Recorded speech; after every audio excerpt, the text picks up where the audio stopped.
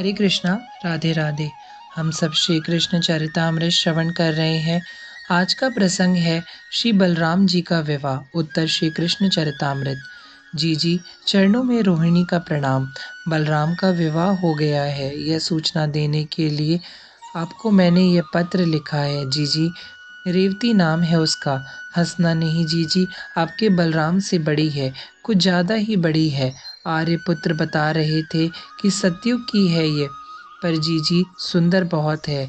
अपना बलराम भी कम कहाँ है, दोनों गोरे गोरे हैं। पत्र सुन रही हैं यशोदा मैया, बीच बीच में हंसती भी जा रही हैं। आज रोहिणी माता का पत्र आया मथुरा से। समय समय पर ये यशोदा मैया को पत्र भेजती रहती हैं। पत्र आया तो सब काम काज छोड़कर बैठ गई यशोदा मैया पत्र सुनने के लिए। वैसे काम काज अब यह कर भी नहीं सकती। अपने लाला कन्हई की याद में यह रोती रोती ही रहती हैं। बस जीवन को जैसे तैसे चला रही हैं, यही कहा जा सकता है। पहले की तरह अब ना ये बोल पाती हैं, न देख पाती हैं, न सुन पाती हैं। हाँ, किसी गोप गोपी को जोर से बोलना पड़ता है इन्हें कुछ भी सुनाने के लिए। पत्र पढ़ने वाली गोपी भी जोर से बोलकर सुना रही है कि आसपास सब गोपी इकट्ठे हो गए। वह बड़े ध्यान से सुन रहे हैं। और वैसे बलराम इनके अपने ही तो थे।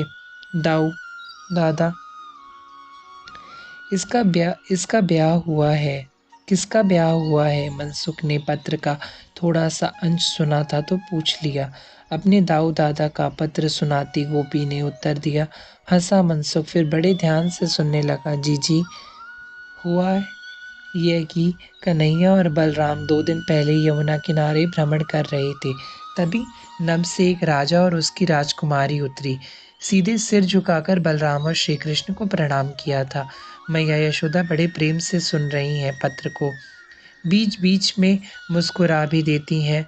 सभी सुन रहे हैं। हाँ, कन्हैया का नाम पत्र में आते ही नेत्रों से अश्रु छलक पड़ते हैं। हे बलभद्र, आपको मेरा नमस्कार है। हे श्री कृष्ण चंद्र, आपको आपके चरणों में मेरा वंदन है। मैं राजा कुकुदमी और यह मेरी पुत्री रेवती। हाँ कहिए, बलराम जी सहज ही बोले। पर श्री कृष्ण और बलराम जी को बात करते हुए ऊपर देखना पड़ रहा था। आप इतने बड़े बड़े क्यों हैं? हमारा तो मस्तक ही दुख रहा है आपको देखते हुए। बड़े भाई साथ में हो तो छोटा भाई विनोद करता ही है। राजा कुकुदमी और उसकी राजकुमारी को देखकर श्री कृष्ण विनोद करने लगे थे। हम इस युग के कहाँ हैं, हम तो सतयुग के हैं, उन राजा कुकुदमी ने कहा था। सतयुग के? श्री कृष्ण हंसे। दादा, ये तो सतयुग के हैं। हाँ, मेरी पुत्री अत्यंत सुंदरी है, इसके लायक कोई वर हमें मिला नहीं तो मैं सीधा ब्रह्मा जी के पास चला गया, और अकेले नहीं गया, अपनी इस पुत्री को भी लेकर गया। दादा, सच में भाभी सुंदर है। श्री कृष्ण ने अपने बड़े भाई को छेड़ा। आंख दिखाते हुए बलराम जी बोले, कुछ भी बोलते हो तुम? राजा कुकुदमी बोला, हम चले तो गए ब्रह्मा जी के पास और उन्हीं की शिकायत करने गए थे कि हमारी बेटी को आपने बनाया, फिर इसके लिए वर कहाँ है? तब ब्रह्मा जी व्यस्त थे, हमको प्रतीक्षा करनी पड़ी। ब्रह्मा जी ने हमारी ओर देखा तो चौंक गए। पुत्री के विवाह की चिंता लेकर आए हो तो सुनो। चारों युग बदल चुके हैं पृथ्वी में, समय चक्र चल ही रहा है। यह ब्रह्मलोक है, जाओ पृथ्वी में, और जब तक तुम पृथ्वी में जाओगे तब द्वापर युग चल रहा होगा, और वह भी अंतिम समय। भगवान संकर्षण अवतरित हुए हैं, भगवान श्री कृष्ण चंद्र जू के बड़े भाई बनकर। आप उन्हीं को अपनी पुत्री दे दीजिए। ब्रह्मा जी इतना बोलकर हमें जाने का संकेत कर दिए थे। राजा कुकुदमी बोले, हे बलभद्र, मैं नहीं, ब्रह्मा जी की आज्ञा से, इसलिए आप मेरी पुत्री को स्वीकार कीजिए। इतना कहकर यमुना जी के तट में राजा ने अपनी पुत्री का कन्यादान कर दिया। बलभद्र जी कुछ बोले नहीं, उन्होंने भी स्वीकार कर लिया।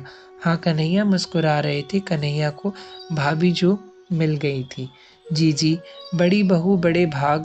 कन्हैया हंसने लगे थे। वो छेड़ रहा था अपने बड़े भाई को, क्योंकि बलराम से वधु रेवती बहुत बड़ी थी।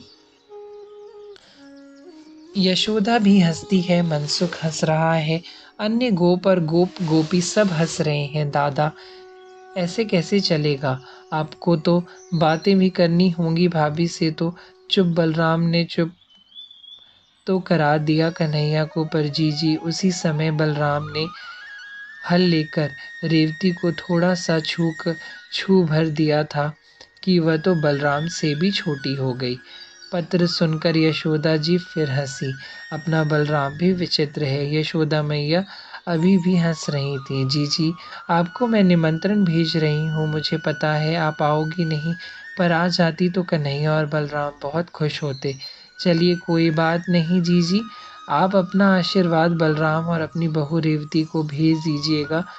सबको मेरा नमस्कार बोलिएगा। बाकी सब ठीक है। आपकी छोटी बहन यशोदा जी आज कई दिनों बाद कुछ प्रसन्न दिखी। आज बलराम का विवाह महोत्सव हो रहा होगा। मैया यशोदा ने ऊपर देखते हुए सब गोपियों से कहा, कन्हैया का कब होगा? मनसुख ने पूछ लिया। यह प्रश्न सुनते ही यशोदा मैया फिर शून्य में ताकने लगी थी।